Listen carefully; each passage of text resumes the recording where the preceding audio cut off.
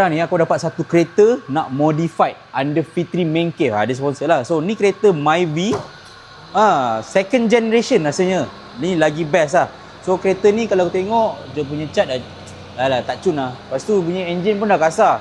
Jom sebelum kita tutup engine dulu. Alright. So kat sini so rasa-rasa dia nak bagi duit aku untuk modified kereta ni. Cumanya tak tahu nak buat konsep apa. Kita ada macam-macam konsep kan. Kita ada paso, kita ada apa lagi? Banyak macam lah. Ataupun boleh convert yang lagi apa lah? Bun. Boleh buat convert bun pun boleh juga kan. Macam tu. So korang nak aku buat macam mana lah?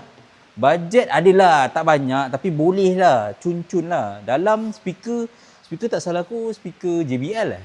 Betul lah JBL? JBL ni. Speaker dia. Bawah seat. M dia bawah seat. Okey, tak apalah. Dia tak payah tunjuk.